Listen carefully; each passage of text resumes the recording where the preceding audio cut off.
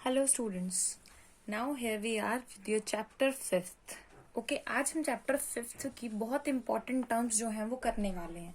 ठीक है, for example आज हम बात करने वाले हैं ज्योमेट्री पोर्शन की। Today we are going to start your geometry portion. ठीक है, आपके चैप्टर का नाम है introduction to Euclid's geometry. Okay, अब आप कहेंगे मैम हमने ज्योमेट्री के बारे में तो पढ़ा है, लेकिन what do you mean by this person that is Euclid geometry. ठीक है, तो कुछ पॉस्टुलेट्स थे, कुछ एग्जाम्स थे जो हमारे पास किसने दिए थे, यूक्लिड ने दिए थे। आज हम उनके बारे में बात करेंगे। Okay, so before doing that कि आपको कुछ बेसिक टर्म है जो रिकॉल करनी है, that is first of all point. अब आप मुझे बताइए कि इस पॉइंट का मतलब क्या है।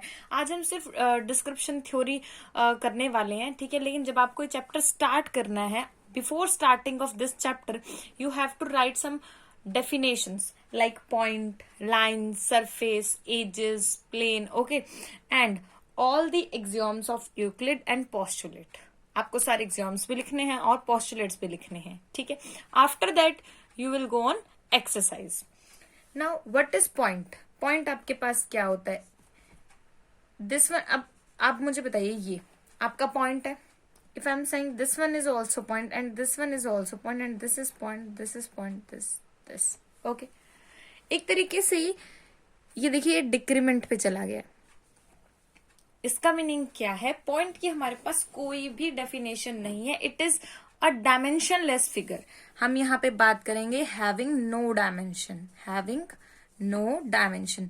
ओके, आपकी बुक के अंदर ये सारी चीजें ऑलरेडी गिवन है, इसलिए आज मैं सिर्फ इसे एक्सप्लेन करने वाली हूँ। Right, after that let us talk about your line. ठीक है, अब आपकी जो लाइन है वो क्या होती है। ठीक है, line is a breathless point, जिसकी ब्रेथ ना हो लेकिन लेंथ तो हो, लेस पॉइंट। ठीक है, यानी एक ऐसा पॉइंट जिसकी आप लेंथ इंक्रीज करते जा रहे हो बट उसकी ब्रेथ नहीं है। ये तो मैंने मार्क का यूज किया, दैट इज वाई। बट इसकी ब्रेथ लेंथ इंक्रीज हो रही है और इसकी आपके पास ब्रेथ नहीं होती है। ठीक है, so that is your line. ठीक है, ये डेफिनेशन भी आपकी बुक में गिवन है। Okay, after that third one is your surface. मैं कुछ सिर्फ बेसिक टर्म के बारे में बात करूंगी, बाकी आप बुक में से देख सकते हैं। सरफेस का मीनिंग क्या होता है, it is that having length and breadth only। अब ओनली से आप क्या समझ रहे हैं कि सिर्फ उसके पास लेंथ है और ब्रेड्थ है।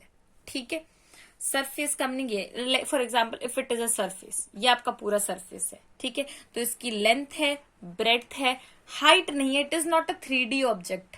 ओके, एजेस, अब इसकी एजेस की बात कर लेते हैं।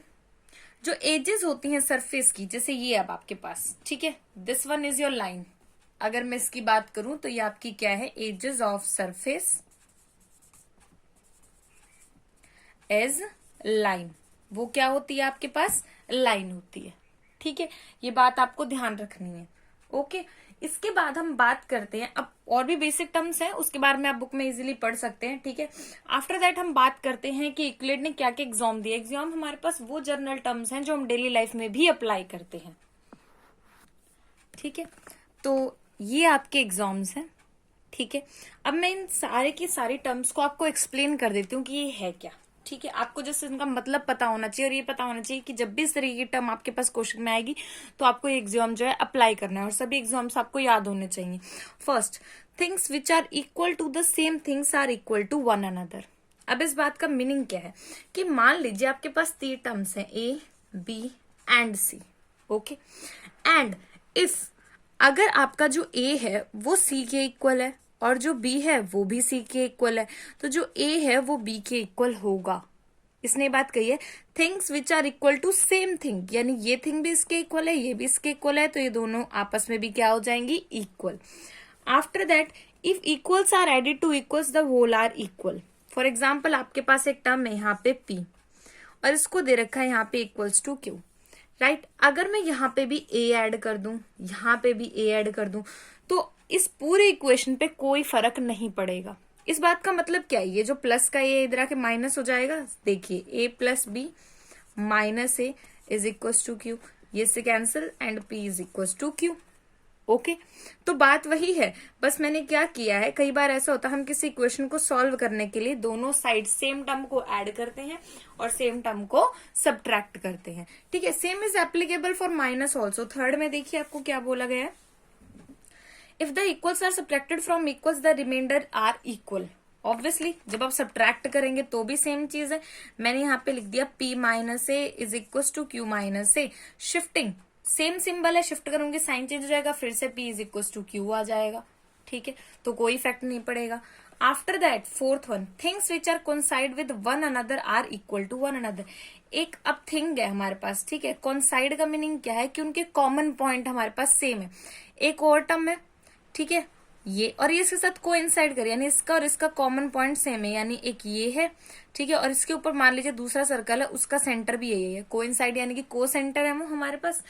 तीसरा सर्कल जो है वो भी इसी के ऊपर लाई कर रहा है, तो जो हमारे पास C2 और C3 सर्कल है वो आपस में क्या होंगे, इक्वल। क्या होंगे, इक्वल। ये बात आपको ध्यान रखनी है कि कॉमन पॉइंट, को का मीनिंग क्या है, कॉमन।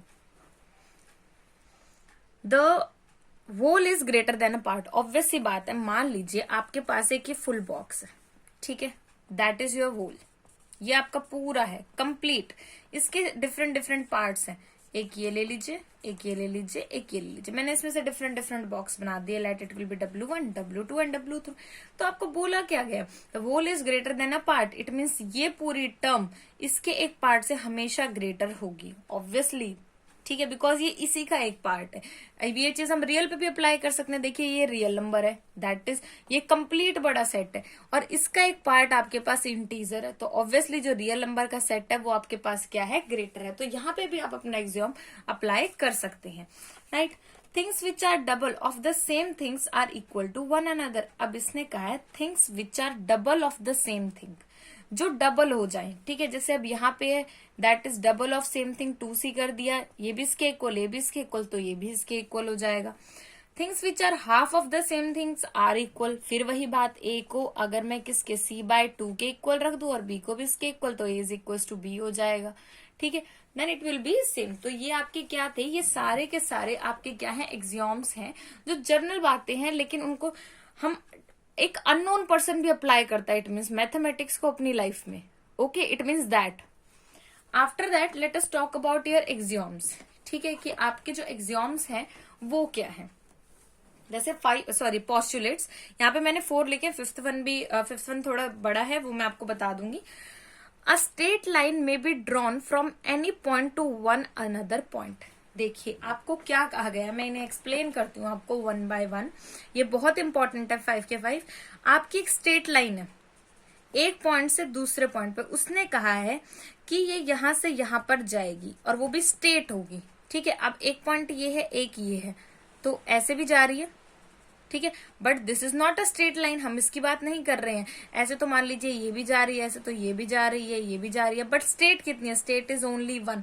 दूसरी आप अगर ड्रॉ करने की कोशिश करोगे तो वो ऐसे ही जाएगी। अब आप कहोगे कि मैम हम ऐसे भी तो कर सकते हैं, एक यहाँ से स्ट्रेट फिर यहाँ से स्ट्रेट, इसका मतलब क्या है, यहाँ पे उसमें ब्रेक आ गया, दैट इज नॉट पॉसिबल। हमें एक स्ट्रेट लाइन जो है यहाँ से यहाँ ड्रॉ करनी है। एग्जाम क्या है आपकी बुक में देखिएगा, given two distinct point there is a unique line that passes through them. यानी कि अगर आप दूसरी लाइन ड्रॉ भी करना चाहेंगे तो भी वो हमारे पास यही आएगी। ठीक है, इसका मीनिंग क्या है, इसका मीनिंग ये है कि 2 डिस्टिंक्ट पॉइंट से आपके पास एक यूनिक लाइन ही जाएगी। ठीक है, अब जैसे ये है, अगर आप कोशिश भी करना चाहें, कुछ ऐसा फिगर होगा शायद आपकी बुक में लाइक दिस।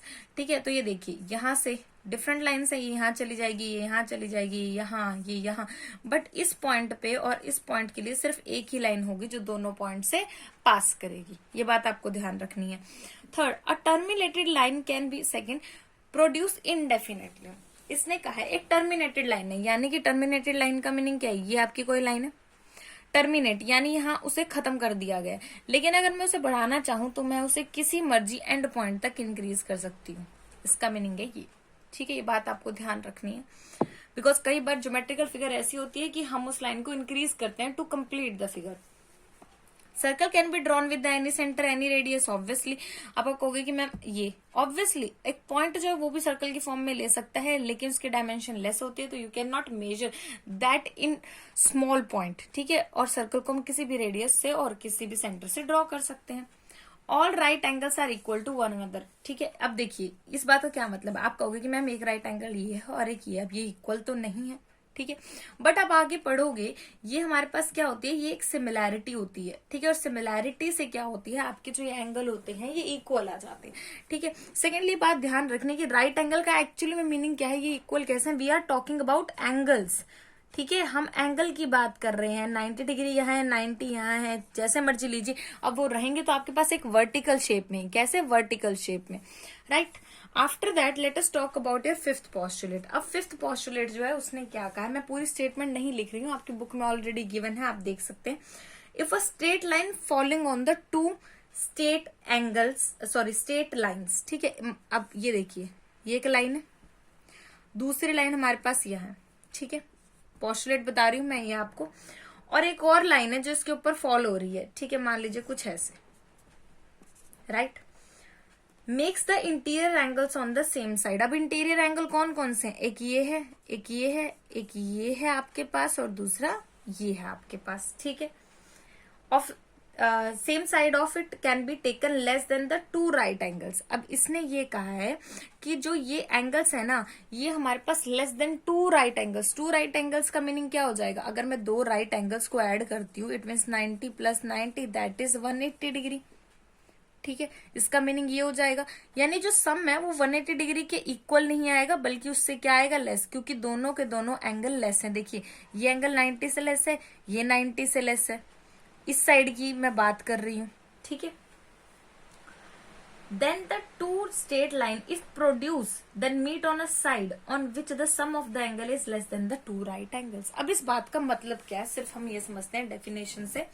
इसने ये कहा है कि एक स्ट्रेट लाइन है, दूसरी स्ट्रेट लाइन है, तीसरी को हमने जब उसके ऊपर डाला है, तो जिस साइड आपका एंगल जो है 90 डिग्री से कम होगा और दोनों इंटीरियर एंगल्स का सम 180 डिग्री से लेस होगा, अगर मैं उस साइड को प्रोड्यूस करती हूं इनडेफिनेटली, तो वो किसी पॉइंट पे जाकर मीट कर जाएंगी। इस बात का मतलब है ये। ठीक है, डेफिनेशन आप बुक से देख सकते हैं इसकी। फिफ्थ पोस्टुलेट कहता है कि दो स्ट्रेट लाइन पे जब थर्ड स्ट्रेट लाइन गिरती है, तो जिस साइड आपका एंगल का सम 180 डिग्री से लेस है, अगर उसी साइड की लाइंस को मैं इंक्रीज करूं तो वो कहीं ना कहीं जाकर मिल जाएंगी। देखिए ये नहीं मिलेंगी, आप इनको इंक्रीज करते रहिए, ये बढ़ती जाएंगी, ये देखिए ये इंक्रीज होती जाएंगी, बट ये कहीं ना कहीं जाकर क्या करेंगी, मिल जाएंगी। तो ये आपका है fifth postulate which is very very important for you. Okay, और in the next video we will talk about your exercise. Next video में हम आपके एक्सरसाइज की बात करेंगे 5.1 और क्वेश्चंस को स्टार्ट करेंगे। Thank you so much.